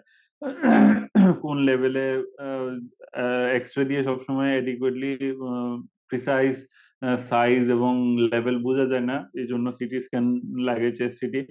এরপর স্মোকিং সিজেশন ইম্পর্টেন্ট কেন? যেহেতু এটার ইম্প্যাক্ট আছে যেমন স্মোকিং বন্ধ করার 2 দিন পরে, 2 দিনের বেশি যদি স্মোকিং বন্ধ থাকে, ইন্ট্রাঅপারেটিভ এসটি চেঞ্জের রিস্ক কমে যায়। তারপর হচ্ছে মোর দেন 4 উইকস, অর্থাৎ 1 মাসের বেশি যদি স্টপ থাকে, তাহলে উন্ড হিলিং ইম্পেয়ারমেন্ট কমে যায়, অর্থাৎ উন্ড কমপ্লিকেশন গুলো কমে আসে, রেসপিরেটরি কমপ্লিকেশন কমে আসে। আর যদি মোর দেন 8 উইকস বন্ধ থাকে, সেক্ষেত্রে হচ্ছে মিউকোসিলিয়ারি ফাংশনটা রিস্টোর হয়। তাহলে আর অনলি 12 আওয়ার স্টপ করলেও কার্বন মনোক্সাইডের যে লেভেল থাকে ব্লাডে, সেটা ইমপ্রুভ করে আসে। সো তাহলে 12 ঘন্টায় কার্বন মনোক্সাইড লেভেল 2 দিনের বেশি যদি বন্ধ থাকে, সেক্ষেত্রে ইন্ট্রাঅপারেটিভ এসটি চেঞ্জের রিস্কটা, অর্থাৎ কার্ডিয়াক ইভেন্টের রিস্ক, মোর দেন 4 উইকসে আমাদের উন্ড কমপ্লিকেশন এবং রেসপিরেটরি কমপ্লিকেশনের রিস্ক কমে আসবে। মোর দেন 8 উইকস বন্ধ থাকলে হচ্ছে মিউকোসিলিয়ারি ফাংশন রিস্টোর হয়। সো স্মোকিং সিচুয়েশনে ইম্পর্টেন্ট জিনিস, ব্রঙ্কোডাইলেটর গুলো আমাদের ম্যাক্সিমাম লেভেলে ইউটিলাইজ করতে হবে। এরপর হচ্ছে যদি দরকার পড়ে রেসপিরেটরি রিহ্যাবিলিটেশন, অর্থাৎ রেসপিরেটরি ফিজিওথেরাপি। আর রেনাল ডিসফাংশন, যদি প্রিঅপারেটিভ রেনাল ডিসফাংশন থাকে, সেক্ষেত্রে পোস্ট অপারেটিভ রেনাল ফেলিওর হওয়ার রিস্ক বাড়ে। এই পোস্ট অপারেটিভ রেনাল ফেলিওরটা আপনার পেরিওপার্টিক মর্টালিটি প্রায় 20%-এর কাছাকাছি হয়ে যায়। তো এই রেনাল ডিসফাংশনটা অপটিমাইজ, ফার্স্টে আমাদের প্রিঅপারেটিভ অ্যাসেসমেন্ট করে রিস্ক ফ্যাক্টর গুলো, রেনাল ফেলিওরের রিস্ক ফ্যাক্টর গুলো আইডেন্টিফাই করতে হবে, করে পেরিওপারেটিভ ফ্লুইড ব্যালেন্সমেন্ট এনশিওর করতে হবে, এবং ড্রাগ ইউজ। তো রিস্ক ফ্যাক্টর কি কি থাকে, যদি কোনো প্রি এক্সিস্টিং রেনাল ডিজিজ থাকে, হাইপারটেনসিভ কন্ডিশন, ডায়াবেটিক কন্ডিশন, এরপর যদি পেশেন্ট হলো ডায়াবেটিক থেরাপি পেয়ে থাকে, যেমন কনজেস্টিভ কার্ডিয়াক ফেলিওর, তো পেশেন্ট ডায়াবেটিক থেরাপির উপরেই থাকে, তো আলটিমেটলি এটা একটা রেনাল ফেলিওর হওয়ার একটা রিস্ক ফ্যাক্টর। যদি রিসেন্ট কোনো কিমোথেরাপি পেয়ে থাকে, ইসকেমিক হার্ট ডিজিজ, পরে যদি এখন যে সার্জারিটা হবে, এটা যদি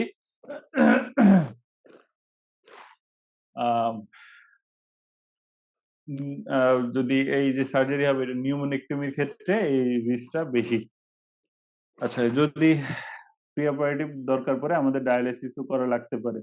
আচ্ছা, যে ফাংশনাল অ্যাসেসমেন্ট গুলো, ECOG, Eastern Cooperative Oncology Group, oncology এই শুধু অনকোলজির জন্য নয়, এটা যে কোনো থোরাসিক সার্জারির জন্যই অ্যাপ্লিকেবল। এটা একটা গ্রেডিং দিছে 0, 1, 2, 3, 4, 5,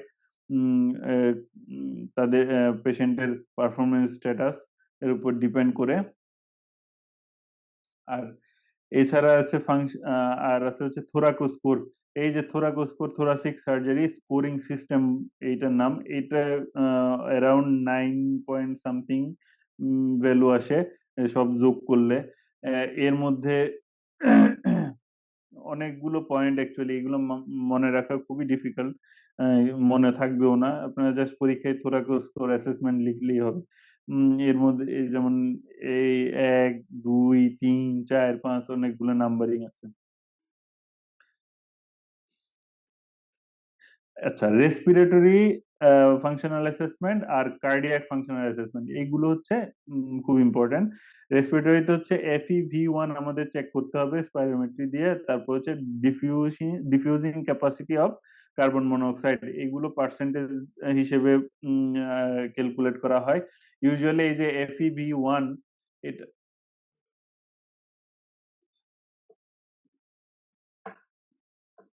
FEV1 এটা আপনার হচ্ছে ডাইনামিক টেস্ট।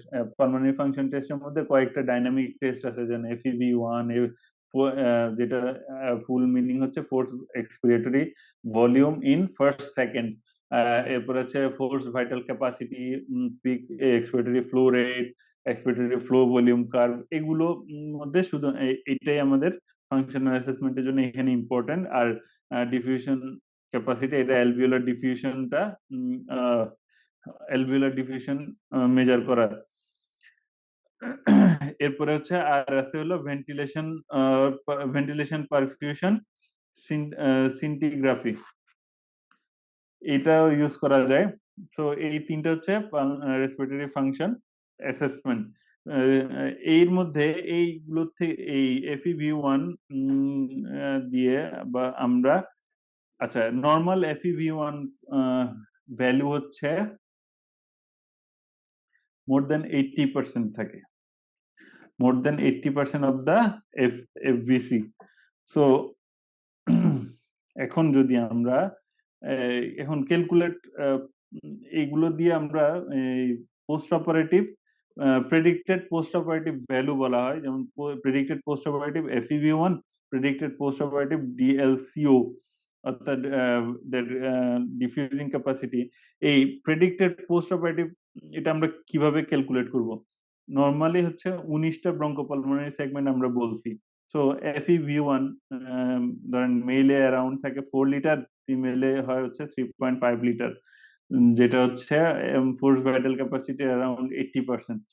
সো এই 4 লিটার 3.5 লিটার, এটা মেলে এটা ফিমেলে। তো এইগুলো আসতেছে হচ্ছে 19টা সেগমেন্ট থেকে। 19টা ব্রঙ্কোপালমোনারি সেগমেন্ট যখন একসাথে ইউটিলাইজ হচ্ছে, তখন আমার এই FEV1টা এই 4 লিটার আসতেছে, বা 80%-এর বেশি হচ্ছে। তো যখন আমার রিসেকশন, লাং রিসেকশন করব, লাং রিসেকশনে তো আমার কিছু ব্রঙ্কোপালমোনারি সেগমেন্ট বাদ পড়ে যাবে। আমরা যেমন আগে এই যে বলছিলাম, এই রাইট আপার লোবে থাকে হচ্ছে 3টা সেগমেন্ট, রাইট মিডল লোবে 2টা, রাইট লোয়ার লোবে 5টা, লেফট আপার লোবে 5টা, লেফট লোয়ার লোবে 4টা। তো এইগুলো এখন যদি আমি লোবেক্টমি করি, ধরলাম লেফট লোয়ার লোব আমি রিসেকশন করতে দিই, তাহলে এখানে 4টা সেগমেন্ট বাদ পড়ে গেছে। 4টা সেগমেন্ট যদি চলে যায়, তাহলে থাকবে কয়টা? 15টা। তো আমাদের ডেফিনেটলি এই 19টার থেকে আমরা পেতাম 4 লিটার, 15টা যখন থাকবে তখন তো আমরা 4 লিটার পাবো না, কারণ আমাদের একটা সার্টেন অ্যামাউন্ট কমে গেছে। তো এই 15টার থেকে কতদূর পাবো, এটা হিসাব করাটাই হচ্ছে প্রেডিক্টেড পোস্ট অপারেটিভ ভ্যালু। তো আমি তাহলে যদি 4000 ml, যে 4 লিটার, এটা পাইতেছি 19টা সেগমেন্ট থেকে, আর থাকতেছে হচ্ছে আমি লেফট লেফট লোয়ার লোবেক্টমি করলাম, করার পরে যে 15টা সেগমেন্ট থাকলো, তাইলে এইটা পুরোটাই হচ্ছে এখান থেকে আমরা যে ভ্যালুটা পাবো, এটাই হচ্ছে predictive value, post operative predictive value. এটা যদি 60%-এর কম হয় নর্মালি, যে সেক্ষেত্রে আমাদের ওই কার্ডিওপালমোনারি এক্সারসাইজ টেস্টিং এ যাইতে হবে, মানে হচ্ছে কার্ডিয়াক সেই স্ট্রেসটা নিতে পারবে কিনা সেটা আমাদের দেখতে হবে। এখন কার্ডিয়াক ফাংশনাল অ্যাসেসমেন্টের মধ্যে কি আছে? Metabolic equivalent of task, that is MET। এই MET-টা আমাদের ইউজুয়ালি কি বোঝায়? 1 MET, দ্যাট ইজ যে রেস্টিং কন্ডিশনে যে যে অ্যামাউন্টের অক্সিজেন কনজিউম হয়, এটা একটা আরবিট্রারি ভ্যালু। অ্যাকচুয়ালি সবার এই সেম অ্যামাউন্ট যে রেস্টিং অবস্থায় ইউটিলাইজ হবে তাও না, কারো কারো ক্ষেত্রে এটা কম হয়, কারো কারো ক্ষেত্রে বেশি হইতে পারে। তাও এইটা এটা হচ্ছে তাও একটা আরবিট্রারিলি ধরা হয়, এটাই 1 মেটাবলিক ইকুইভ্যালেন্ট। এই MET 0.9 থেকে 23 পর্যন্ত হইতে পারে।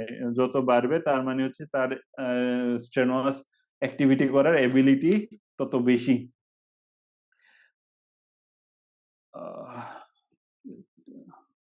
আচ্ছা, নর্মালি হচ্ছে যদি 4 মেটাবলিক ইকুইভ্যালেন্টের নিচে থাকে, সেক্ষেত্রে পেরি অপারেটিভ কার্ডিয়াক ইভেন্টের রিস্কটা বেড়ে যায়। আমরা চাই হচ্ছে 4 আর মোর। 4 হচ্ছে 1 ফ্লাইট অফ স্টেয়ার। এখন এখানে একটু কনফিউশন কাজ করে অনেক সময়, যে সব জায়গায় 1 ফ্লাইট অফ স্টেয়ার্সই লেখে, কিন্তু স্মিথে সামহাও এটা 2 ফ্লাইটস অফ স্টেয়ার্স লেখা। এক্সাক্ট কোনটা অ্যাকচুয়াল সেটা বলতে পারছি না, কিন্তু মোস্ট অফ দ্য বই, যতগুলো বই আমি পড়ছি, সো 1 ফ্লাইট অফ স্টেয়ার্স লেখাই দেখছি আমি। কিন্তু যেহেতু আমাদের স্যাররা 2 ফ্লাইটস পড়ায়, মানে স্মিথ পড়ান, সো 2 ফ্লাইটস অফ স্টেয়ার্স বলাটাই সেফ। আচ্ছা, আর এক্সারসাইজ টেস্টিং এর মধ্যে shuttle walk test, stair climbing test, cardiopulmonary exercise testing আছে।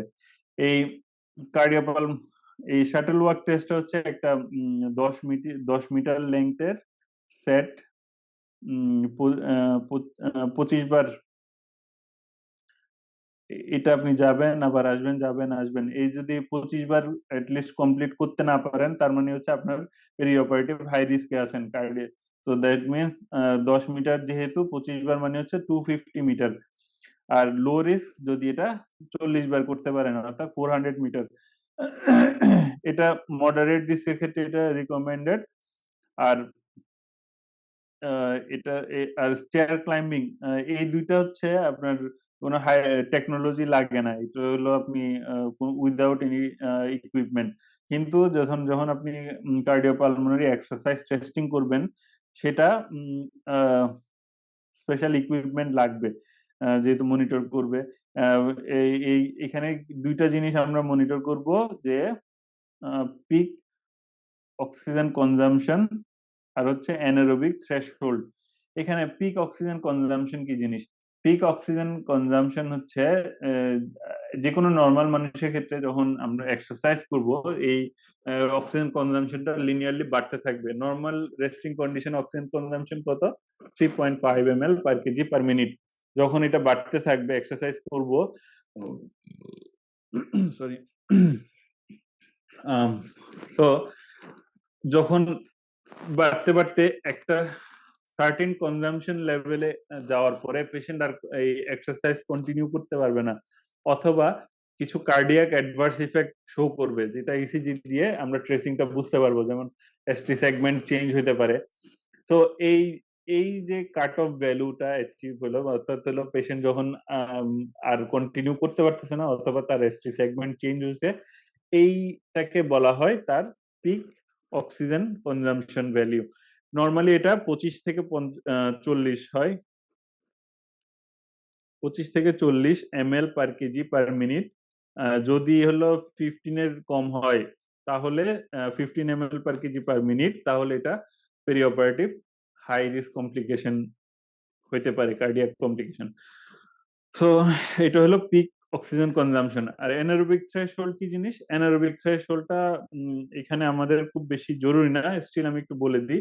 অ্যানারোবিক থ্রেশহোল্ডটা হচ্ছে, এটাও অক্সিজেন কনজাম্পশনের একটা ভ্যালু, যেটার উপরে যাওয়ার পরে এই আমাদের নর্মাল অ্যারোবিক মেটাবলিজমটা সাথে অ্যানারোবিক মেটাবলিজম শুরু হয়ে যাবে। অর্থাৎ আমি তখনও এক্সারসাইজ কন্টিনিউ করতে পারি, কিন্তু আমার এই যে অক্সিজেন থেকে মানে অ্যারোবিক মেটাবলিজমের মাধ্যমে যে এটিপি তৈরি হচ্ছিল, এটা এখন আর এডিকুয়েট হচ্ছে না, এটা এখন আমার অ্যানারোবিক মেটাবলিজমের মাধ্যমে এম, উম, আহ, অন্যান্য সোর্স অ্যানারোবিক মেটাবলিজমের মাধ্যমে আমার এই এটিপি প্রোডাকশনের দিকে যাচ্ছে। সো এডিকুয়েট অক্সিজেন, সো এইটা ইউজুয়ালি অ্যানারোবিক থ্রেশহোল্ড হলো 10.2, 10.2 এর কম হয়। যদি অ্যানারোবিক থ্রেশহোল্ডটা 10.2 এর কম হয়, তাহলেও কিন্তু পেরিঅপারেটিভ কমপ্লিকেশনের রিস্ক আছে। তাইলে পিক অক্সিজেন কনজাম্পশন যদি 15-এর কম হয়, অ্যানারোবিক থ্রেশহোল্ড যদি 10.2 এ কম হয়, এইগুলো হচ্ছে আমাদের কার্ডিয়াক রিস্কের প্যারামিটার। আচ্ছা, এয়ারওয়ে অ্যাসেসমেন্টে আমরা রুটিন এয়ারওয়ে অ্যাসেসমেন্ট করব, আর সাথে হলো কিছু আছে স্পেসিফিক থোরাসিক সার্জারির জন্য, যেমন এই লাং আইসোলেশনটা আমার ডিফিকাল্ট হবে কিনা। যদি আহ, এই যে চেস্ট এক্সরে, এই জন্য আমরা চেস্ট এক্সরে দেখবো। আর যদি চেস্ট এক্সরেতে কোনো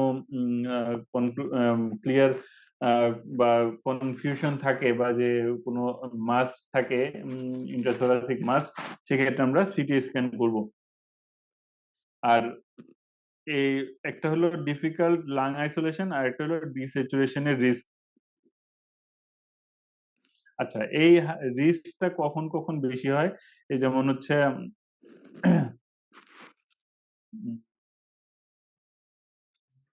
এটা হলো এ, আচ্ছা, এই যেমন হচ্ছে যদি অপারেটিভ লাং, আমরা যে যে লাংটা রিসেকশন করব, সেক্ষেত্রে এই লাংয়ে যদি আমার ভেন্টিলেশন পারফিউশন বেশি হয়, সেক্ষেত্রে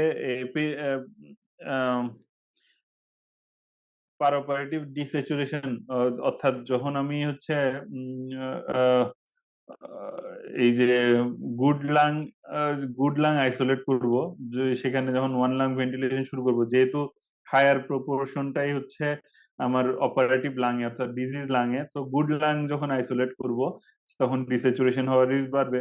এটা আমি বুঝতে পারবো হচ্ছে প্রি অপারেটিভ ভিকিউ স্ক্যান থেকে। আর হচ্ছে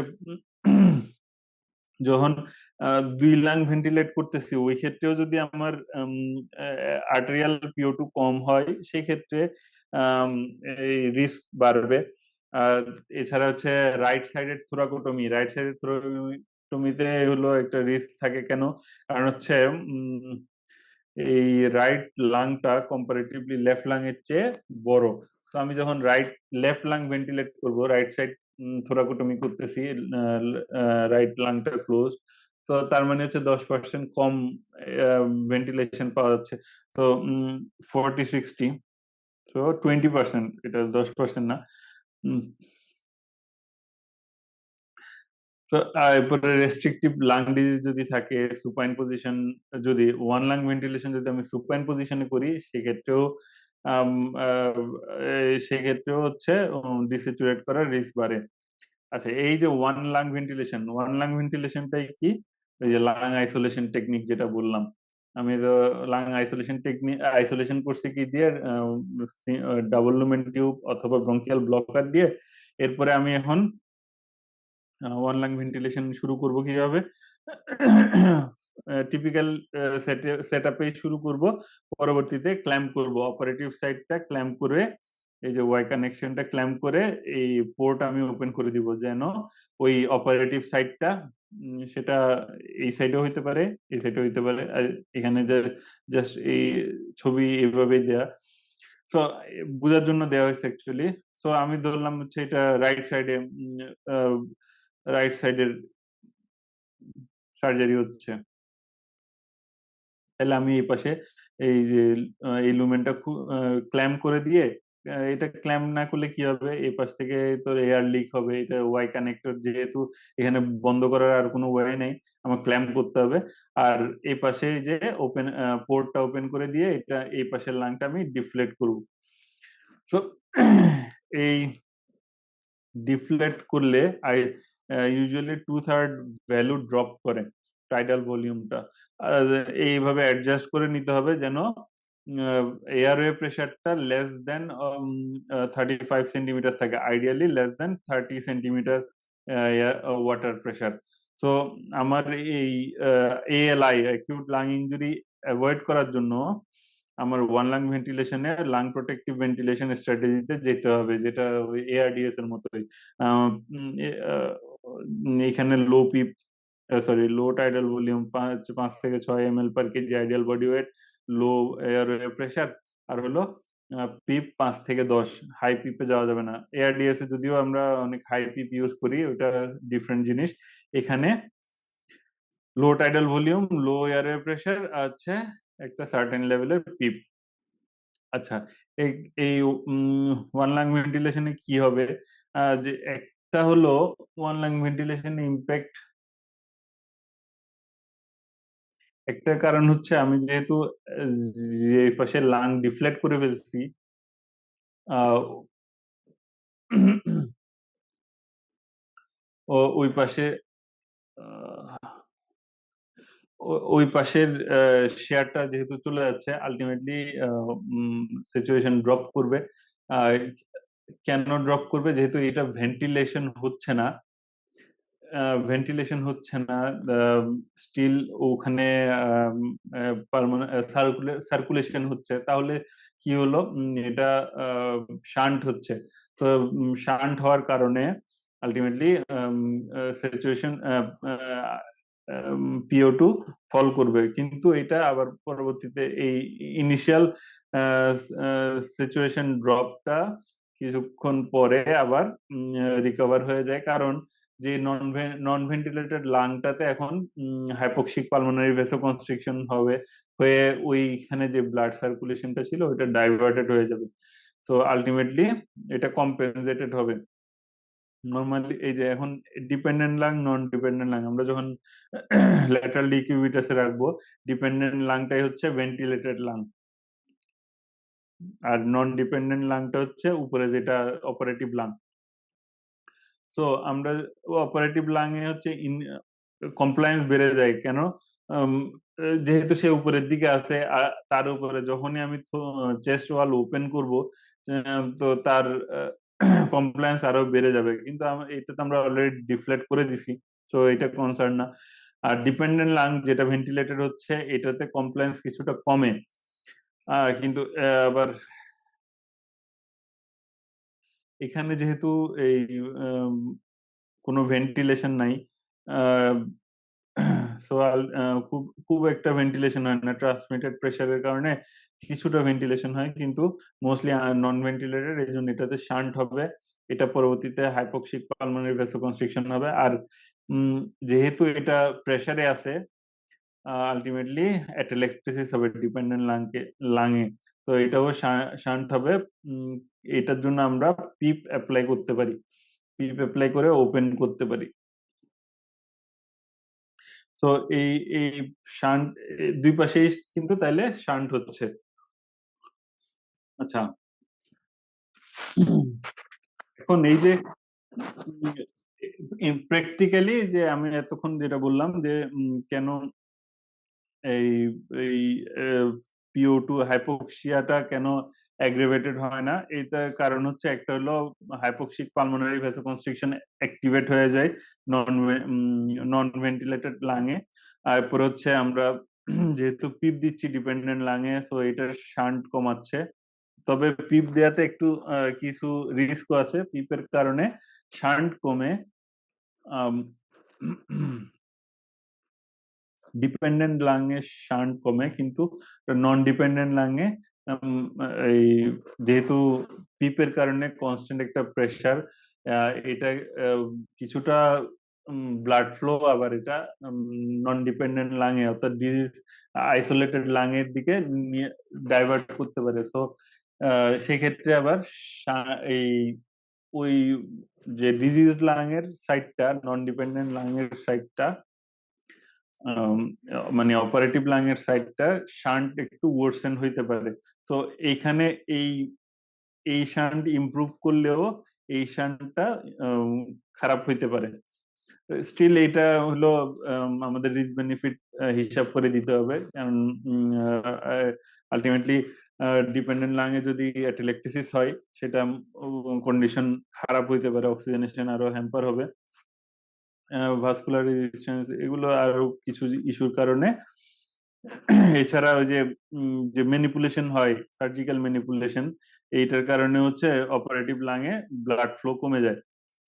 এছাড়া আর কিছু কারণে যে malposition, blockage, disconnection, bronchospasm অথবা নিউমোথোরাক্স, এগুলোর কারণেও হাইপোক্সিমিয়া হতে পারে।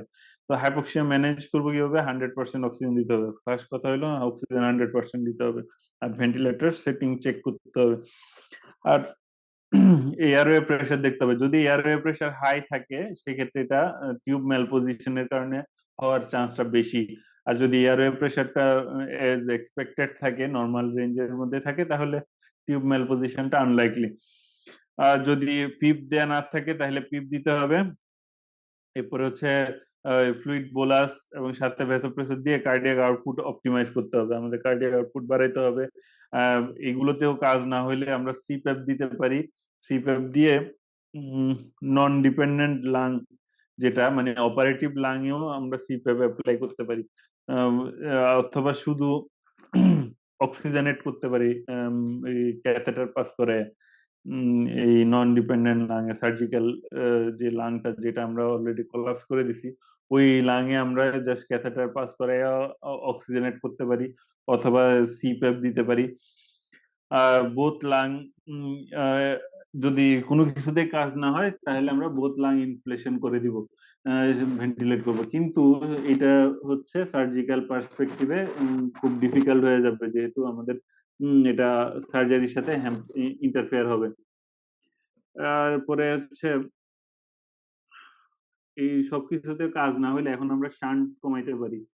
যেহেতু আমাদের এই শান্টের কারণেই তো হাইপোক্সিয়া বেশি হচ্ছে, তো সার্জিক্যাল ক্ল্যাম্পিং করে দিতে পারি, কলাপস লাংয়ে যে আর্টারি আছে সেটা আমরা ক্ল্যাম্প করে দিলাম। আচ্ছা, এখন এগুলো গেল হলো ইন্ডাকশন। এজ ইউজুয়াল আমরা সব এই যে হিস্ট্রি, প্রি অপারেটিভ অ্যাসেসমেন্ট করলাম, ইন্ডাকশন ইনটিউবেশন সবকিছু করে ফেলছি অলরেডি, লাং আইসোলেটও করে ফেলছি। এখন মেনটেনেন্স এর ক্ষেত্রে কিছু জিনিস, আদার অ্যানেস্থেটিক কনসার্ন কি কি, একটা হলো অ্যানেস্থেসিয়া মেনটেনেন্স। আমরা nitrous oxide oxygen mixture avoid করব, এয়ার অক্সিজেন মিক্সচার প্রেফার্ড। কেন? নাইট্রাস অক্সাইড দিলে দেখা যায় হচ্ছে এটা পোস্ট থোরাকোটমি রেডিওগ্রাফিক অ্যাটেলেক্টেসিস, মানে হচ্ছে প্রসিডিউরের পরে অ্যাটেলেক্টেসিস করার রিস্ক বাড়ে, ডিপেন্ডেন্ট লাংয়ে অ্যাটেলেক্টেসিস হওয়ার রিস্ক বাড়ে। সো এটা এছাড়া এটা হলো পালমোনারি হাইপারটেনশন এগ্রেভেট করে, তারপরে হলো হাইপোক্সিক পালমোনারি ভেসোকনস্ট্রিকশন ইনহিবিট করে, হাইপোক্সিক পালমোনারি ভেসোকনস্ট্রিকশন ইনহিবিট করে, অ্যাগ্রেভেট করতেছে কি পালমোনারি হাইপারটেনশন। আর একটা হচ্ছে এই অ্যাটেলেক্টেসিস করতেছে, যেটা আমাদের ভালো লাং এটাতে অ্যাটেলেক্টেসিস করতেছে। তো এইসব মিলাই হচ্ছে আমরা নাইট্রাস অক্সাইড অ্যাভয়েড করি। আর সো এটা এয়ার অক্সিজেন মিক্সচার আমাদের এখানে প্রেফারেবল। আর ভোলাটাইল, মডার্ন ভোলাটাইল গুলো ইউজুয়ালি সেফ হাইপোক্সিক পালমোনারি ভেসোকনস্ট্রিকশনের জন্য। খুব বেশি কনসেন্ট্রেশনে না গেলে তারা ঝামেলা করে না। ওল্ড ওল্ড যেটা ছিল ওল্ড, যেমন হ্যালোথেন, ইথার, এগুলো হচ্ছে হাইপোক্সিক পালমোনারি ভেসোকনস্ট্রিকশন সাপ্রেস করতে, এগুলো যেহেতু এখন আর ইউজ করে না কেউ, তো মডার্ন গুলো মোটামুটি সেফ। আর কনসার্ন কি ফ্লুইড ম্যানেজমেন্ট, আমাদের এখানে অবশ্যই অবশ্যই জুডিশিয়াল ফ্লুইড ম্যানেজমেন্ট হইতে হবে। যদি রিসেকশন সার্জারি হয়, যেগুলোতে লাং ভলিউম আমরা সরাইতেছি, ওগুলোতে ক্ষেত্রে আমরা থার্ড স্পেস রিপ্লেসমেন্ট করতে পারবো না। আমরা যেরকম মেজর সার্জারি, এটা যেহেতু মডারেট টু মেজর সার্জারি, এগুলোর ক্ষেত্রে আমরা নর্মালি মেজর সার্জারিতে আমরা কি করি, থার্ড স্পেস লস কাউন্ট করি। এক্ষেত্রে এটা করা যাবে না, কারণ যেহেতু আমরা একটা সার্টেন অ্যামাউন্ট রিমুভ করতেছি, তো আলটিমেটলি দেখা যায় এটা ভলিউম ওভারলোড হয়ে যাবে পরবর্তীতে, যে এবং এটা ডিপেন্ডেন্ট লাং এ হচ্ছে গ্যাস এক্সচেঞ্জটা ইম্পেয়ার করতে পারে। তো এই জন্য হলো জুডিশিয়াল ফ্লুইড রিপ্লেসমেন্ট জরুরি। তো আমাদের এখানে পালমোনারি ইডিমা অ্যাভয়েড করার জন্য। And এরপরে হচ্ছে টেম্পারেচার, যেহেতু এই যে ইয়ার ক্ষেত্রে আমাদের হাইপোথার্মিয়া, হাইপোথার্মিয়া কিন্তু আমাদের হাইপোক্সিক পালমোনারি ভেসোকনস্ট্রিকশন ইনহিবিট করে। এছাড়া হলো যে এজ, যেটা যে ওল্ডার এজের পেশেন্ট গ্রুপ বেশি, তারা হাইপোথার্মিয়া টলারেট করতে পারে না। তো আমার আর এই ক্ষেত্রে এই হাইপোথার্মিয়া হওয়ার রিস্ক অনেক বেশি। কেন? যে ওপেন ওপেন প্রসিডিউরের ক্ষেত্রে, তো ওপেন থোরাকোটমি ক্ষেত্রে এই হিট লসের রিস্ক বাড়তে পারে। তো টেম্পারেচার মেনটেন করা খুব ইম্পর্টেন্ট টপিক আমাদের এই থোরাসিক সার্জারিতে। একটা হচ্ছে তাহলে কিভাবে করতে পারি, অ্যাম্বিয়েন্ট টেম্পারেচার বাড়াইয়ে ফ্লুইড ওয়ার্মার ইউজ করে, forced air patient warmer use করে। আর কার্ডিয়াক স্ট্রেস আমাদের মিনিমাইজ করতে হবে, যেহেতু old patient, most of the পেশেন্টই ওল্ড এজের এবং তাদের অলরেডি কার্ডিয়াক ইস্যু থাকে, আমাদের এটা মিনিমাইজ রাখতে হবে। adequate depth of anesthesia, adequate analgesia, এগুলোর মাধ্যমে। আচ্ছা, post operative pain management, post operative pain ম্যানেজমেন্টের কিছু ফ্যাক্টর, এই থোরাসিক সার্জারির যে পেইন, কিছু সার্জিক্যাল ফ্যাক্টর আর কিছু পেশেন্ট ফ্যাক্টর দিয়ে ইনফ্লুয়েন্স হয়। যেমন এই যে ভিডিও অ্যাসিস্টেড থোরাকোস্কোপিক সার্জারি, যেটা ভ্যাটস, এটা যেহেতু স্মল ইনসিশন, এই ল্যাপারোস্কোপিক সার্জারির মতো, পোস্ট অপারেটিভ পেইন কম হয়। স্টার্নোটমি যদি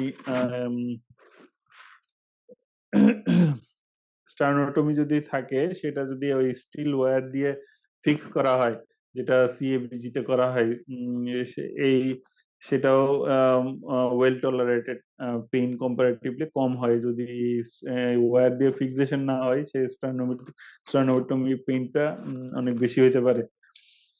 এগুলোই হচ্ছে জিনিস অলরেডি। পেশেন্ট ফ্যাক্টরের ক্ষেত্রে আচ্ছা, এখানে আরো জিনিস আছে যেটা হচ্ছে যদি মাসেল পোস্টেরো ল্যাটারাল থোরাকোটমি, যদিও গুড এক্সেস দেয় কিন্তু এই ক্ষেত্রে এটা পেইন বাড়াইতে পারে। আর পেশেন্টের ক্ষেত্রে যদি পেশেন্ট ক্রনিক ওপিওয়েড থেরাপির উপরে থাকে, এছাড়া ইয়াং পেশেন্টের ক্ষেত্রে আম, তারপর হচ্ছে সাইকোলজিক্যাল ফ্যাক্টর কিছু আছে, তাহলে chronic medication, opioid therapy, young age, এইসব জিনিস, তাহলে এইসব জিনিস হচ্ছে পেশেন্টের থোরাসিক সার্জারিতে পোস্ট অপারেটিভ পেইনে কিছু এফেক্ট করবে। ম্যানেজমেন্ট কি কি আছে?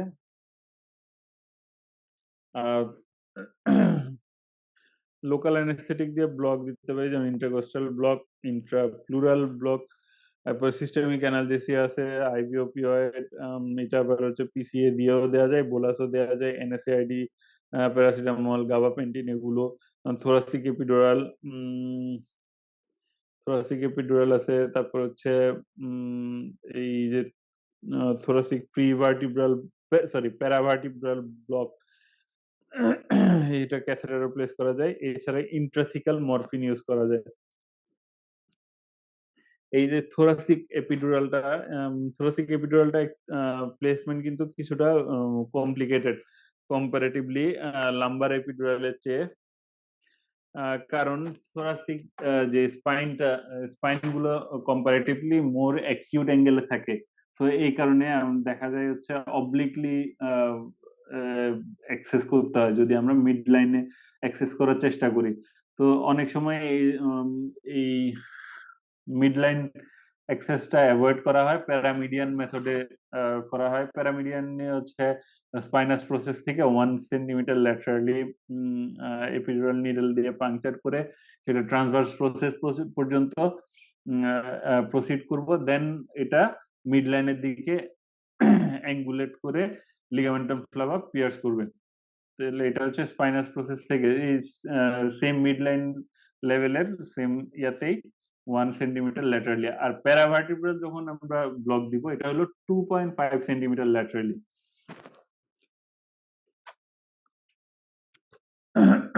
2.5 centimetre lateral to the spinous process. তাহলে থোরাসিক এপিডুরাল হচ্ছে 1 সেন্টিমিটার ল্যাটারালি যদি প্যারামিডিয়ানে যায়, আর এটা হলো 2.5 সেন্টিমিটার ল্যাটারালি। আচ্ছা, আর ইন্ট্রাথিক্যাল মরফিন যেটা ইউজ করে, এটা ইন ডোজিং হলো 3 to 500 মাইক্রোগ্রাম। এটা ভালো, কোয়াইট ইফেক্টিভ অ্যানালজেসিয়া দেয়।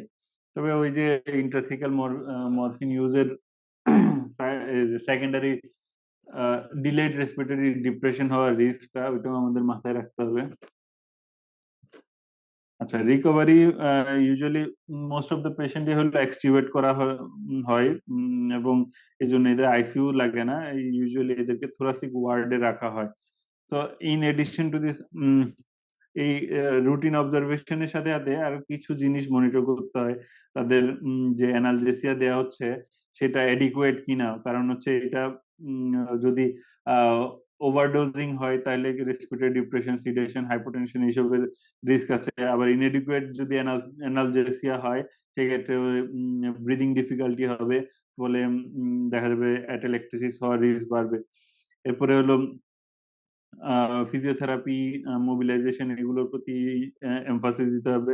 পোস্ট অপারেটিভ ফ্লুইড ব্যালেন্স, যদি পেশেন্টে এনকারেজ, ওরাল ড্রিঙ্কিং এনকারেজ করা হবে, তবে ফ্লুইড ওভারলোড করা যাবে না। কি অনেক সময় এই ফার্স্ট 24 আওয়ার ফার্স্ট 24 আওয়ারে কিছুটা ফ্লুইড রেস্ট্রিকশন দেওয়া হয়, অ্যারাউন্ড 1500 ml ইনটেক রাখা হয়। কারণ এমনিতেও তো পোস্ট অপারেটিভ যেহেতু সার্জিক্যাল স্ট্রেসে অ্যান্টিডায়াবেটিক হরমোন রিলিজ হয়ে ওয়াটার রিটেনশন হয়, এই জন্য কিছু কিছু সার্জন এটা প্রেফার করে, এই যে ফ্লুইড ওভারলোড অ্যাভয়েড করার জন্য।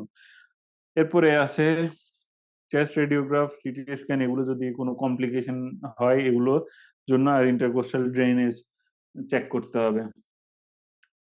তো ওভারঅল এগুলোই ছিল হলো thoracic surgery related gist information. এগুলো আপনারা থাকলে বিভিন্ন ডিজিজ আর স্পেসিফিক সার্জিক্যাল কন্ডিশন কিছু কিছু